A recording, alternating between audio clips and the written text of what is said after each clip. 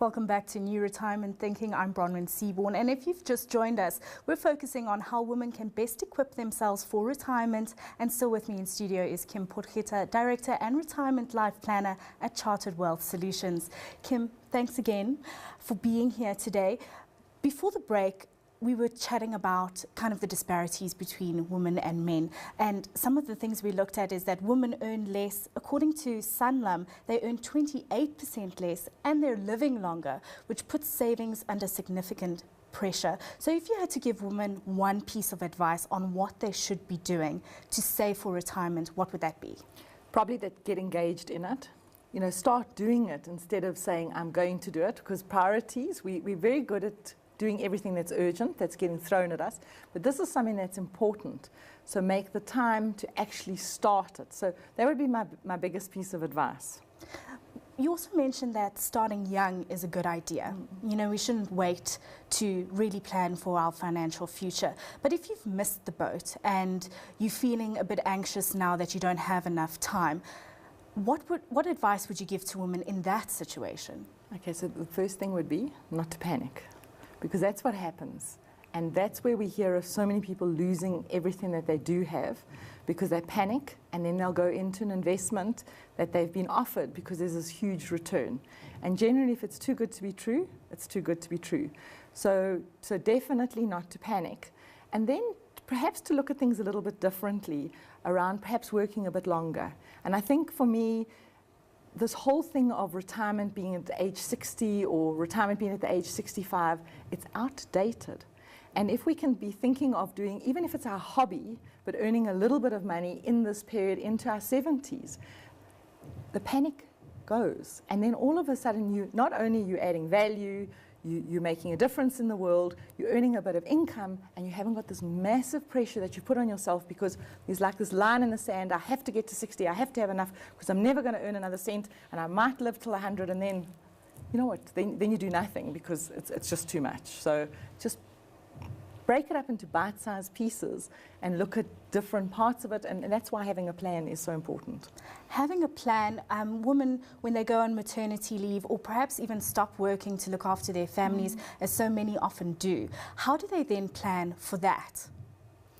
So, because things are so expensive now, and it's quite difficult to say, oh, how do we plan for it? Because once and I mean, you just have to even think about yourself. You know, once you having your baby, you want to stay home. And I mean, we all go through this. So you want to stay home, so you have a discussion with your partner, you make a plan on how you can cut back so that you can stay home because it's really good for your family.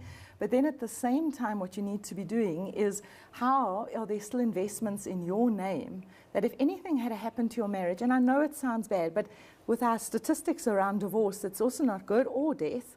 I mean, how is there still an investment that's still being made in your name so that yours don't stop? Because if yours stop, even for 3 years, when you do start contributing again, the percentage is so high that you haven't got that kind of money to be contributing. So I always encourage couples, when this happens and that one stays home, to still be investing for both of you, to find a way that you do it, even if both of you have to take a drop, but that you're both still investing.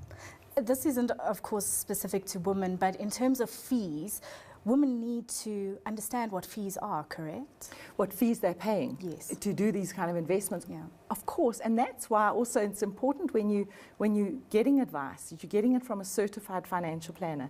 That is somebody who has got sworn by all the oaths to give you the right advice, not just an investment where perhaps they're needing to sell it to you, that it's right for you. So ask the right questions and use professionals. Go out there and actually do your research before you decide who you're going to have as your planner.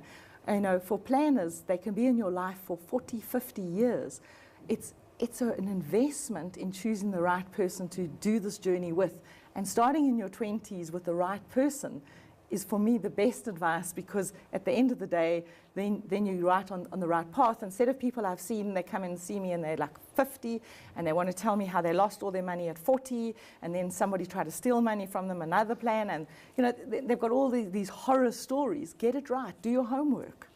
You mentioned asking the right questions. What are some of those right questions for a young woman, a middle-aged woman, any woman really, sitting down with a financial planner? What would those questions be? Okay, so for me, and as women, we're quite intuitive. So generally, we use our guts to feel if we like somebody, or our hearts. So first of all, like your planner, then and feel that's right. And then if you say, oh, what are the right questions to be asking? How do you get your remuneration? What money are you making? Will I, on my fee statements, have all the on my statements of my investments, have all the fees disclosed? You've got to pay to have a good planner. So to get it for nothing, and when people say, oh, no, I'm going to write you a financial plan and there's no cost to it. I mean, obviously not. Then you haven't got a professional. So, but understand what you're paying for and get good advice. And if you can find somebody, it's not always that important, but if you could find somebody that's independent, that's not connected, so that they can give you objective advice, that for me is also a really important question to be asking. Kim, are there any specific retirement products that are aimed at women that, you know, we have insurance products that are for women, designed for women? Are we seeing that happen in the retirement industry as well? Not specifically for women, but what is important is that you also look at not only your retirement as a woman. So I bring this up because for many people when they're in their 20s and I say to them you should be saving for retirement, I've lost them. There are other investments that you should be making, and there are other things you should be bringing into your financial plan in your 20s. It's not just around retirement. So be looking at for your education of your children. Be looking at life insurance should something happen to your partner and you've then only got one income. So don't just go all the time retirement planning, because then all of a sudden people think it's not for them. Whereas when we can talk around investments that actually fit the life stage you're going through and have a portion of your money going to retirement, a portion of your money actually being invested for things you want now. Because if you're just thinking about retirement, then you think, well, it doesn't affect me. And when I'm with retirement people at their workshops and companies, and then I say to them, you know, they say, well, only I'd started earlier. If only I'd started earlier. I said, well, if I'd stood here when you were in your 20s, what would you have thought? And they said, yes, they agree with me, but perhaps just talk to younger people in a different way and say you are saving for freedom of choice that you can make decisions of how you want your life to go for now, as well as in retirement. Kim Potgieter is a director and retirement life planner at Chartered Wealth Solutions, and that's where we leave things for this week's edition of New Retirement Thinking. From me, Bronwyn, Seaborne, and the rest of the team, it's goodbye for now.